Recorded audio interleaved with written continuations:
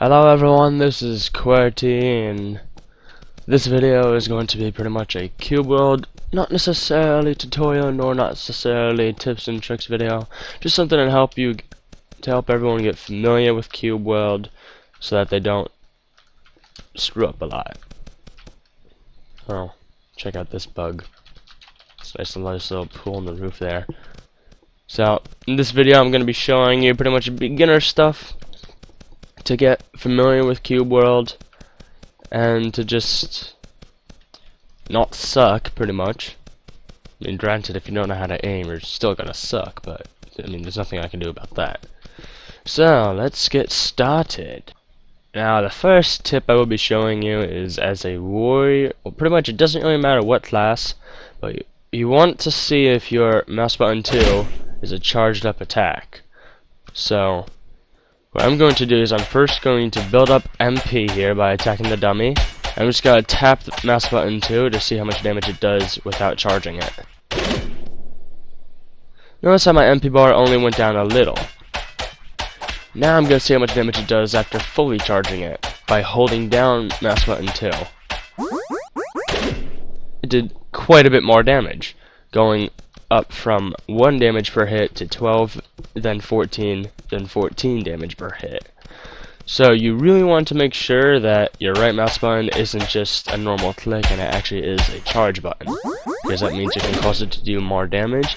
And after going as a specific class, such as a warrior guardian, you can end up using your special attack to, when you pull it out, block enemy attacks and it'll automatically charge up. As a scout ranger, your attack automatically charges after enough time shooting. As a ninja rogue, every time you dodge, your special attack, well, actually as a ninja rogue you don't have to charge it. It just uses as much MP as you have. I'm pretty sure that also goes for an assassin rogue. And mages, you don't have to charge it, but your MP always starts out at 100 and it goes down with every time you use your special ability.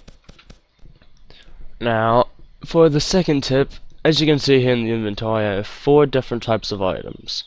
I first have a cotton chest armor, and I have a silk gloves, linen boots, and then iron boots. All cotton items are only usable by rogues. All silk items are only usable by mages. All linen items are only usable by rangers. And then all iron items are only usable by warriors. Give me that. Another thing that you want to do while you're in the town, after making sure that your ability is a right click, well, charge ability I should specify, find your way to the shop that has the icon of a potion outside of it.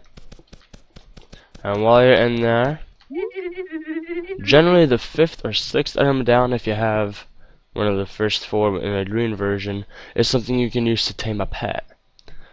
Now, a pet is actually a very helpful thing, so I'm just going to take a little piece of candy, ignore the pets I already have, and after knowing as much as I do, candy is for cats, specifically black cats. So now, since we have a piece of candy, we just have to find the other ingredient into getting ourselves a pet, the black cat. Aha, come here. Over here we have a black cat. So what you want to do to first tame it is go to your pet section, I suppose you can call it. Right click on the pet food, and oh, it runs right up and starts eating it right out of your hands with a heart above its head. And boom, it's now your pet. Hey, you're not being a very good pet by running away instantly. You're not making this for a good tutorial type video.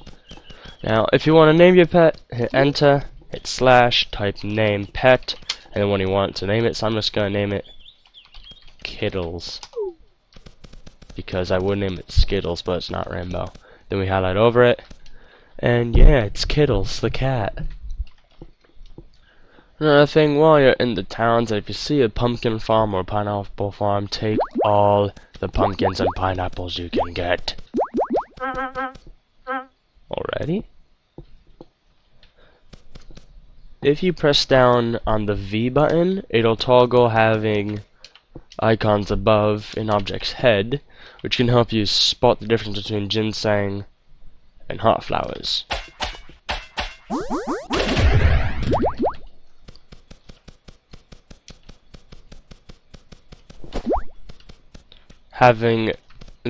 After toggling to having the health bars enabled over the other things you encounter, it can also help you to spot things that I didn't see before, such as just then with the wizards, because I had not seen them. When you're in the wilderness collecting resources, make sure that they're actually something useful to your class, specifically because a warrior has nothing craftable with cobweb, nor plant fiber, although they do have something craftable with wood, nor linen, which actually comes from plant fiber, and then nor the cotton. So make sure that what you're getting is going to actually be helpful to your class, and then actually craft something with it rather than selling it, because it's more efficient if you craft something with it. Whenever you have the chance, always make sure you have plenty of food, as you'll see it will be extremely helpful in the long run. Alright, when you're in combat, it generally helps to have the first hit, especially on multiple enemies. And as a warrior, I have a spin attack. I can just go between them and it'll do damage to both. I also don't even have to be aiming at them and it'll do damage to both. Even just my normal swing attack, since it has a curve in pretty much all directions in front of me, so it can pretty much hit anything in front of me, so even if I'm not aiming at it. As such.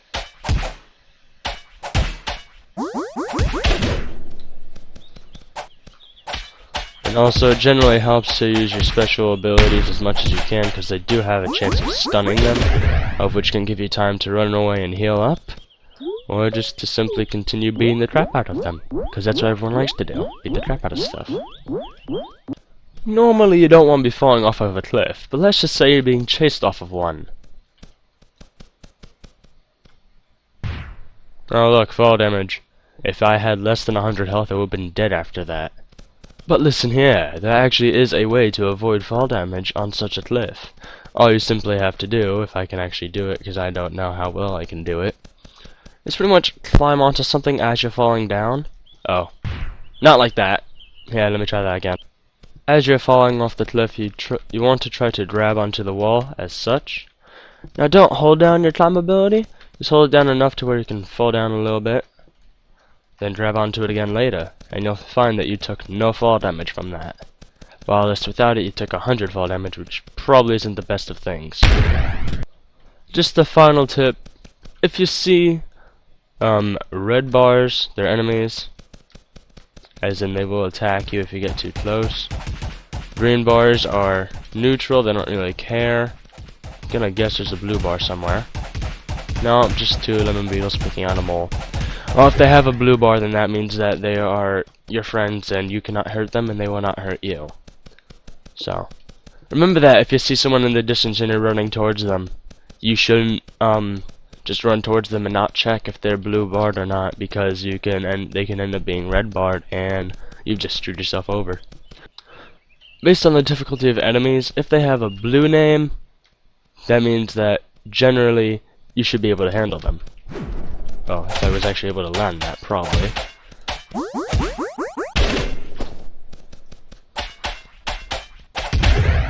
If they have a orange name, it means that it's gonna be a balanced fight, if you know what you're doing.